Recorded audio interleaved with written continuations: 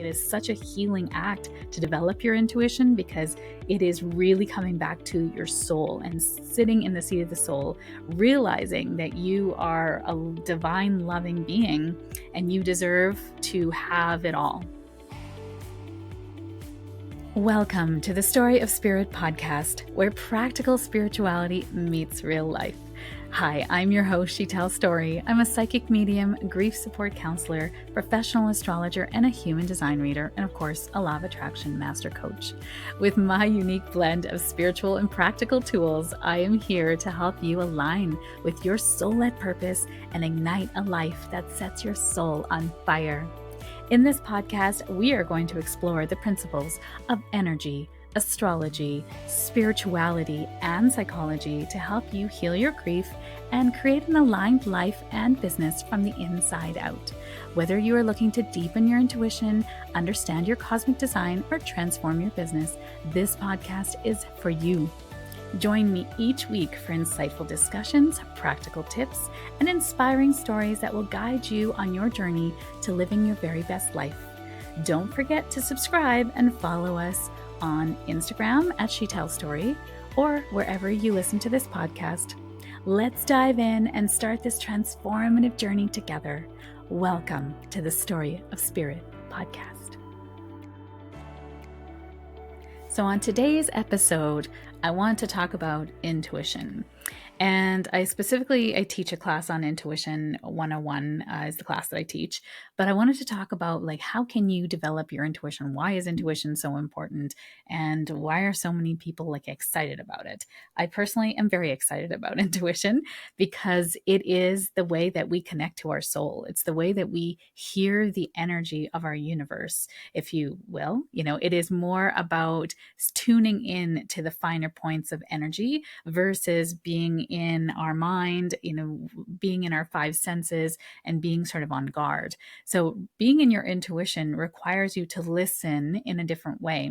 And it really helps you to tune in to your gut instincts, So not normally, always in the gut. You can feel it in different parts of your body. It's one of the things I really love about human design, because it talks about 7 different ways that we experience our intuition. So not everyone is going to experience their intuition in the same way. And there are different ways that we receive information. And so today I really wanted to talk about what are some ways to develop your unique intuition.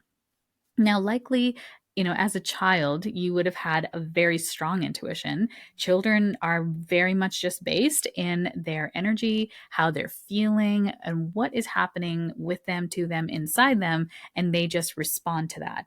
And as they get older and older, they put more focus and more awareness on their outside world and how they're being rewarded, what is happening when they do certain things. And so they start to get conditioned, and we become conditioned with rewards. So you are rewarded for achievement. You're rewarded when you're a good girl or boy. You're rewarded when you stay within the lines. You're rewarded when you get the answer right. So there's a lot of this conditioning that is, you're trying to, become a good citizen of society, right? And whatever that your parents were conditioned with is the way that they will condition you, unless you become very intentional and conscious about one of the things or some of the things you picked up from your family that you no longer want to pass on to your children, or even change within yourself if you don't have children, to just pass it on in terms of life, right? Just the human that you are. And that requires a lot of awareness, because that conditioning creates the RAS system in our brain. This is going into a little bit of psychology, but the RAS system is called a reticular activated system. And that reticular activating system looks for evidence of what we believe to be true. So think of it as like a satellite dish that is sending out waves and seeing what is true for us. So if you believe money, money trauma is very common in society. If you believe that rich people are bad, death to the billionaires, look at all of these people that are just consuming. Every time you put your feelers out and the news story talks about a billionaire that died on a super yacht, which just happened, that's going to just kind of feed into, well, there you go, a super yacht. I probably don't feel very bad for him, but it was actually really horrible because he died with his daughter, and there's just a lot of really sad things about it. But if you believe rich people are bad, then when you hear somebody who's a billionaire and dies, you probably think, wow, Earth's probably better, without them. So that is evidence being collected all the time to your beliefs. Now, if you believe that all people are good and money is an amplifier of who you are, and if you looked into that billionaire, maybe he did a lot of charity work and he was actually a really good human. But your satellite dish won't let you go deeper because you've already written him off as a bad person, right? So that RES system is always receiving information for what it believes to be true. And that brain is so potent, right? It is a powerful, powerful thing that you can focus your energy and get things done. And its only job is to keep you safe, right? It's your only job is to keep you safe. So when your brain is so you're tuned into your brain all the time, you've missed the signals that are in your body. You miss the signals that are kind of coming in from your environment. Sometimes it can be louder. Sometimes that you're just like, something is dangerous here. I just feel like I shouldn't go down this path. I don't know why. I shouldn't hop on this plane, or I shouldn't take this route to work. I just don't know why, but I'm not going to do it. And whether you do it or you don't do it, you get the evidence, right? I always say you're building your book of evidence of what you believe to be true. So when you come into intuition class with me, I always say you're building your book of evidence. You're going to see if this technique works for you. And these 3 ways that I'm going to share with you today on how to develop your intuition, you're going to see if it works for you, and if it doesn't, great. I don't care. I want you to be happy. I want you to live a life that feels in flow and that you're listening to your internal guidance system and all of these nuggets of gold that come up seemingly out of the blue. Sometimes we call those downloads. Sometimes we call those hits, intuitive hits. Sometimes we just kind of get like an aha moment of something, and that just kind of comes out of nowhere. And it's not even like you were thinking about it. It just kind of pops in. I like to think of those as sort of intuitive downloads that you get. So the more you flex this muscle of intuition, the stronger it gets. The more you trust it, the more you trust yourself. Like, it is such a healing act to develop your intuition because it is really coming back to your soul and sitting in the seat of the soul, realizing that you are a divine, loving being and you deserve to have it all. You really do. And it's truth. It is like capital T truth versus perception of truth. Like, billionaires are bad. That's actually not true.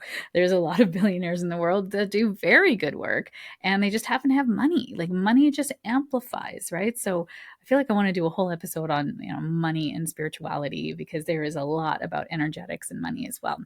So today we're going to talk about the 3 ways to develop your intuition. So the very first way, when I first started becoming very, very, like, I was starting to see dead people, my intuition was going off the charts, and I was like, I felt like, if you've ever watched Fantastic Beasts, that movie, The Obscurious, that is what I'm totally nerding out right now. But it feels like that. Like, your energy is so powerful. It's going everywhere. You're aware of everything and nothing. You can feel everybody's emotions, spirits coming to you. Like, you literally feel like out of control when you start to open to your gifts and you have no way to control it. And if that's you, you need Intuition 101. You need support in developing your gifts, because they're becoming latent. They're coming to the surface now to be expressed, to be used in some very potent and productive way. So if that is you, please either message me or look around for a class that aligns with your heart. You will know what it is. If it's not with me, you will just know what it is when you see it. So taking a course from a reputable psychic medium or someone who's doing this work full time, take a class from something like that, not, some online pre-recorded class. You need an experiential, someone who is there to help you interpret, because when we're left to our own device, we will interpret for the worst, right? In my Intuition 101 class, you meet your spirit guides, and inevitably someone is just not in their soul self. They're still stuck in their mind. So they either don't see something, or they see something and it's not what they want, or they experience something and they're like, what happened? And something they don't want. An example of that is a spirit guide who is a young child, or a spirit guide who is an Asian man. They're like, or a spirit guide whose name is Kevin. You're like, that actually, all of those things happened in my classes. And there's nothing wrong with that. Why not, right? Why can't your spirit guide be a young man named Kevin? Why can't it be an Asian man named Mr. Chow? Like, those are legit things that have happened in my class. So That happens. There's nothing wrong with that, but we judge it. And when we judge it, then we bring ourselves out of our soul sense, the seat of the soul, because the seat of the soul is where we are loving and wise, and there is no questioning, there's no judgment. We just accept things as they are. Right. So when we are in our mind, we are now sort of in our egoic side of us, and everything is judgment. We're trying to make sure that we are safe in our environment. And it's kind of part of our prehistoric programming to make sure that we stay safe in the wild. So when we're developing our intuition, when my gifts started to come in and I asked around, people said, meditation is going to be the first step, because the reason for that is you quiet down your egoic mind, not stopping it. You're not stopping the thoughts, but you become the observer of your thoughts. So it's different, right? And I think I might have mentioned it in a previous podcast, but there is 3 intelligence that you have available to you at all times. At all times, there are 3 intelligence that can support you. So one is your brain, and your brain is so potent, its only job is to keep you safe. Right. So that nervous system has everything kind of connected to the body. It feels safe. It'll tell you what to do. And it's always looking to see if you're safe. So it's always got kind of the radar, the sonar going off and seeing, is this a good environment? Is it not? And you have about, I think it's 50 to 80,000 thoughts a day was the last time I saw a study from Harvard on that. And those thoughts are sort of 1 to 3 seconds in length. And there's a little gap between each thought. And what we're wanting to do is slow down those thoughts. Just slow them down. That is it. That's the first stage of meditation, is to just slow it down. And the best way to slow down thoughts is to bring your mind to a single point of awareness. So a really great one is breathing, to just focus on your breath and counting 4 breaths in, 4 breaths hold, 4 breaths out, and 4 breaths hold. We call that box breath in the meditation teacher training I took. I've also heard it called soldier breath, which I think is quite interesting. But box breath, because the 4, 4, 4, 4 creates a box. So thinking of it in that way, you're just doing the 4 count, 4 count, 4 count, 4 count, and doing it for a minute, right? Just doing it for a minute. Set the timer for 1 minute, counting 4. If you lose if you lose your train of thought, what number you were on, you got to go back and start again, right? Another breath counting meditation that I do for my beginners is counting your inhales for 1 minute. So you set your alarm for 1 minute and you're just counting your inhales as you're breathing. And when you focus on your breathing, it will naturally deepen. And if you lose count of where you're at, then you got to start back at 1. Start back at 1, right? And so at the beginning, you might be starting back at 1 a lot. But as you do that for 7 consecutive days, you will notice that you will train your brain to actually stay focused longer. And we are in a society now of instant gratification, right? If you're on TikTok, if you're on Instagram, social media, even like the new, like PVR, we don't have commercials anymore. We're annoyed with them. And once we get bored, we're moving on to the next thing. So I actually had a teacher said, like, how many of you can read a book from cover to cover and feel like satiated? Or do you get bored in reading? Like, can you actually focus for long periods of time? Because we are training our psyche, our mind, to require quick hits, right? And so meditation is actually also a form of training your mind to stay relaxed and to stay present for long periods of time. So breath meditation is wonderful. A mantra meditation where you're saying the same mantra over and over and over again, even if it's just I love you to yourself, or even a word. If you want to say an affirmation, that's really beautiful too. And then a single point awareness meditation that I really love is a guided meditation. So you're listening to a voice guide you on a journey of some kind. And that journey usually is into the body, into your emotions, feeling safe. I like to go on journeys.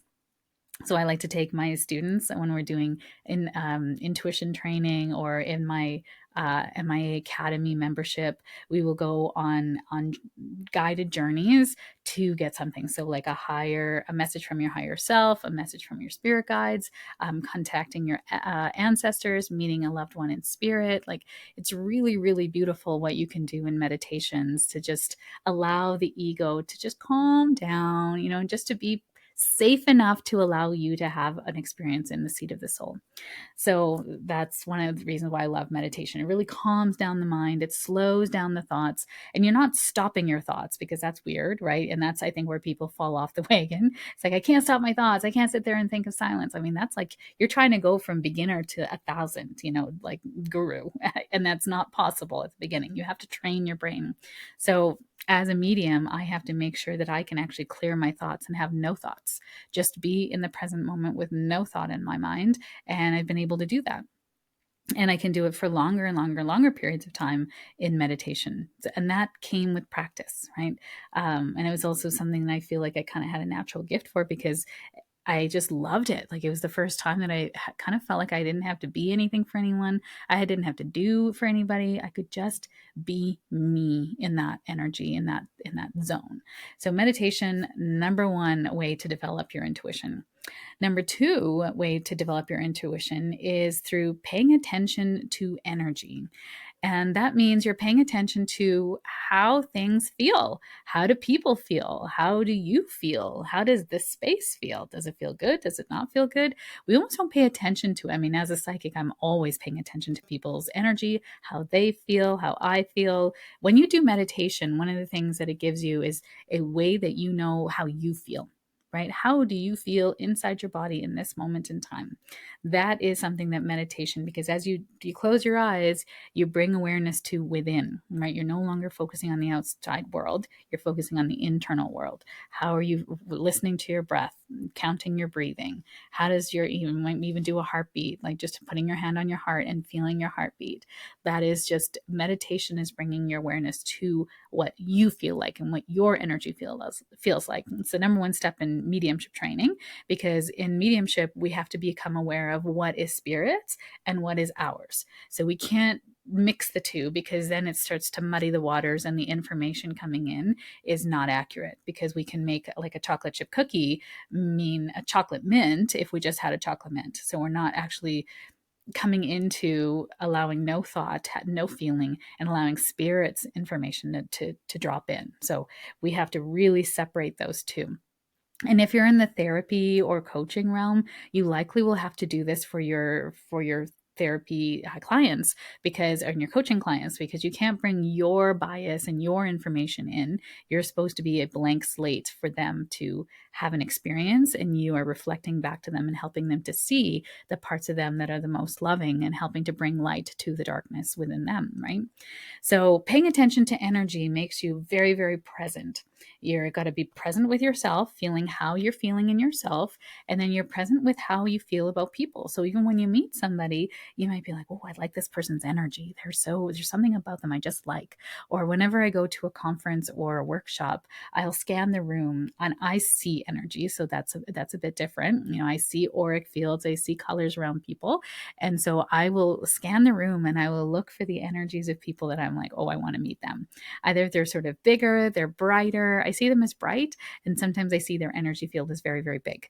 And I know those people are the helpers. I know they've done their own healing, and they're probably really interesting people.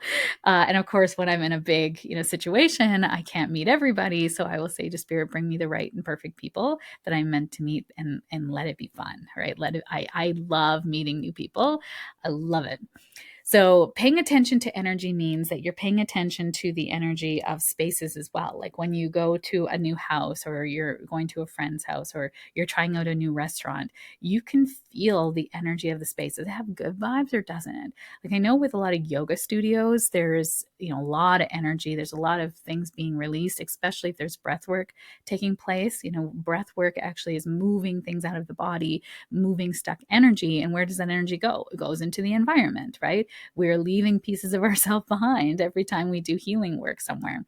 So we really do need that, healing to be cleansed, right? We can't just have, that energy be sitting there and sitting there and sitting there, and it'll start to accumulate. It'll start to feel heavy. It'll start to feel really just yucky is the word that I feel like. It just doesn't feel good. So we want to make sure that we are cleansing spaces, and yoga studios specifically will always have, they should be smudging on a regular basis. And if you don't know what smudging is, it's an indigenous practice of usually sage or sweetgrass, that you sort of have the smoke come out, and you're intentioning that the smoke is going to clear away the negativity, usually calling your ancestors and your guides and guardians.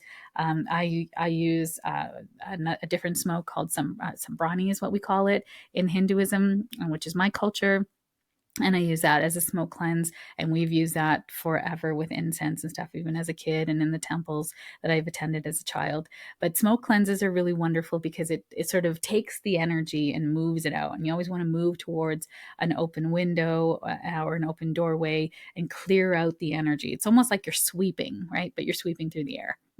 Which is, and you usually use a feather, or we will use our hand to kind of guide the energy, guide the smoke. So it's smudging spaces is quite common in yoga studios because they'll clear all of the energy from the space. And usually even with healing circles, or anytime we intention the space, anytime I've done ceremony, I have done a workshop, I always will intention the space and I'll fill it with white light. So that kind of like paying attention to spaces, and even with your own space, like we always do a house clearing and a house cleanse for when we are buying a new house. In our culture, in Hinduism and East Indian culture, we always have a housewarming. So the priest will come, bless the house, clear out with the sambrani smoke, and then everyone will come and bring good fortune with food and laughter, and spend that time to fill the space with joy and abundance, which is so lovely.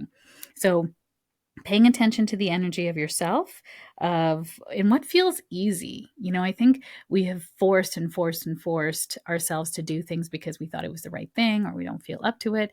And let's be honest, sometimes the laundry just has to get done even though we don't feel like we want to do it. But there is an awareness of flow. Sometimes you have a lot of energy to clean the house, and sometimes you don't. And I get that sometimes you can't just wait for that energy to kick in because your house may never be cleaned.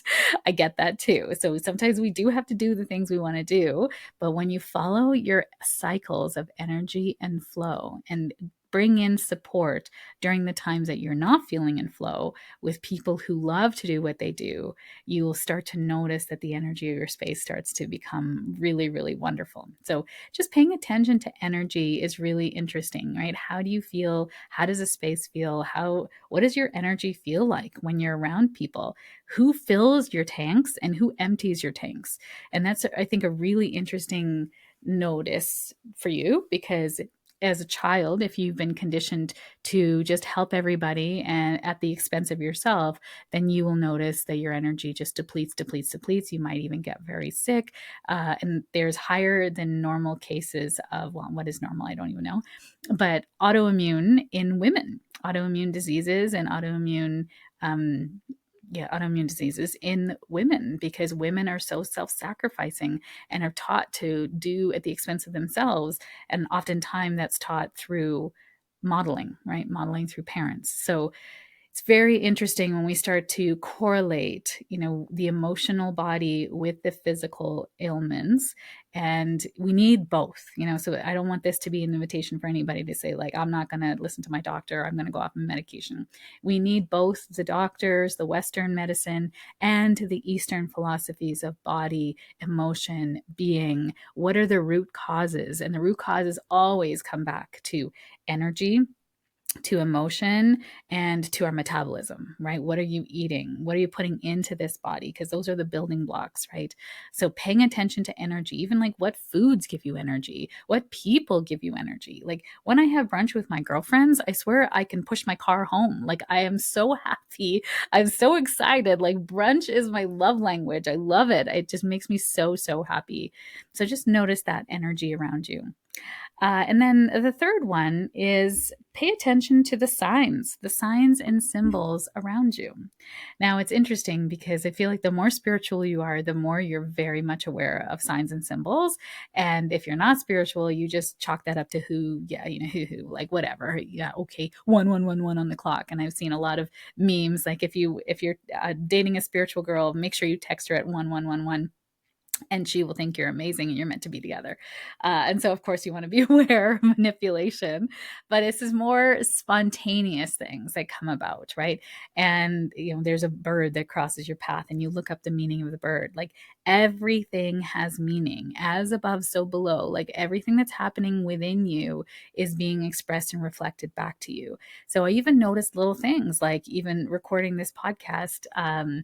I've had to do a number of other things before I recorded this podcast, and it was so challenging. I had to really slow down and pay attention. And all day I've been noticing that too. With texting, my like letters are all weird. And to be fair, this is going on during a Mercury retrograde.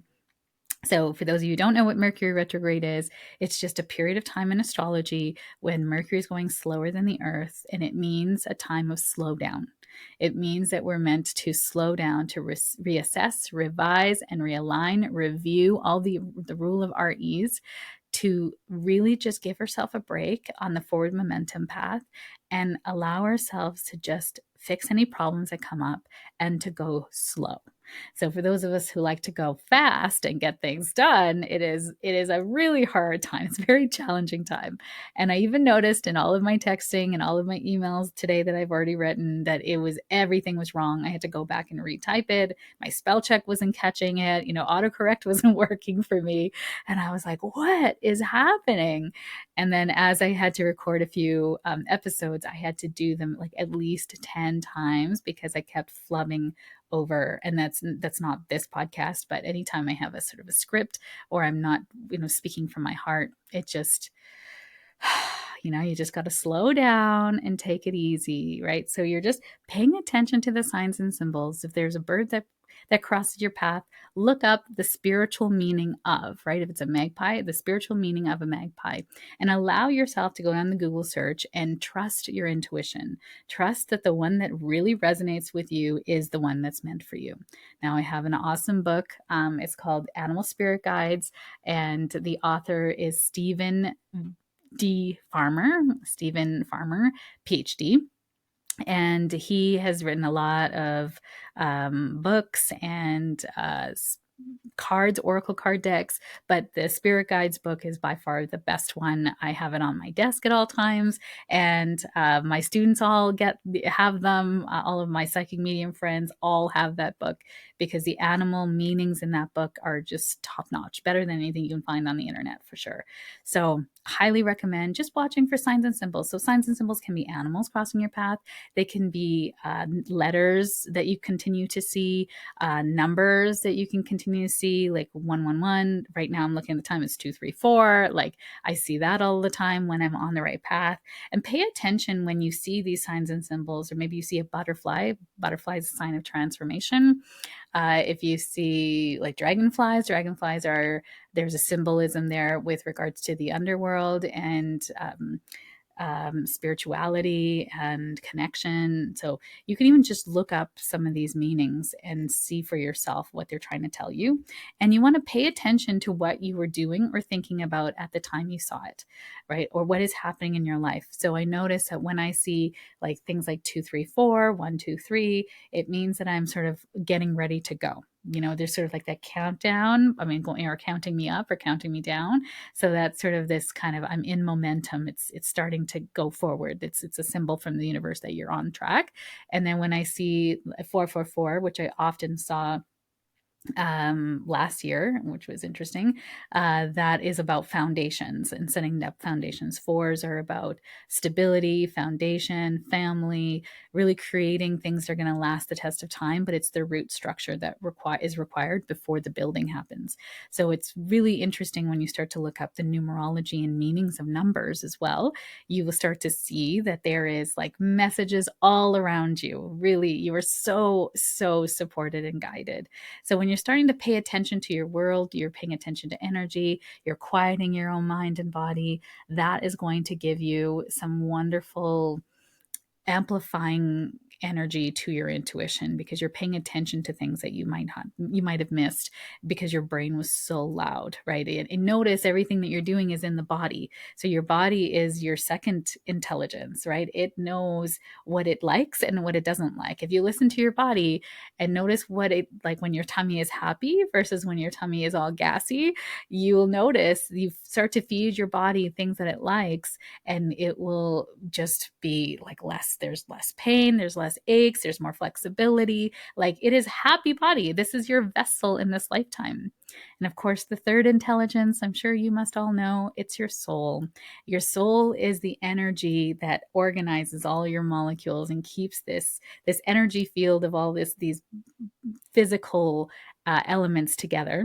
It's the vitality of your body. It's the energy that energizes your body. So without it, you would be dead, right?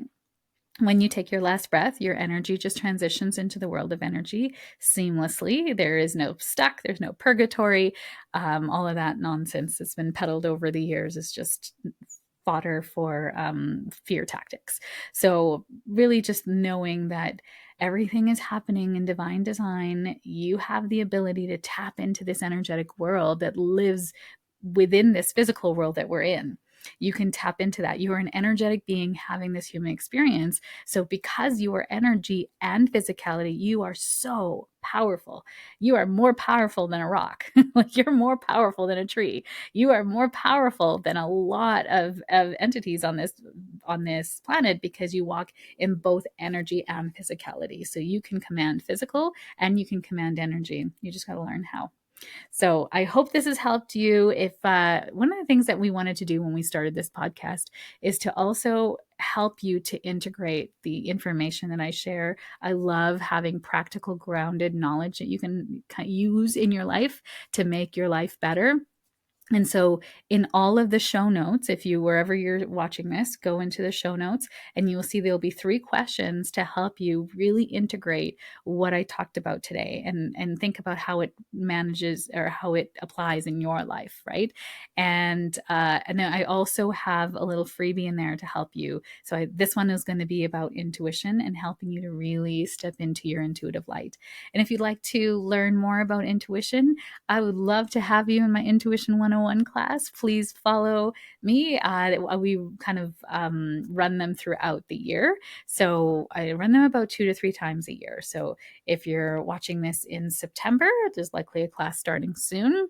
And if it's throughout the rest of the year, you just have to check out my website and you'll see when the next one is going to be on. So I think it's one of the most empowering things. It changes your life. This 4-week class, Intuition 101. I am your teacher. I walk you through it. And students are just changed from the beginning of the class to the end of the class in the best of ways, because we all have access to this superpower. You just haven't learned how to use it yet.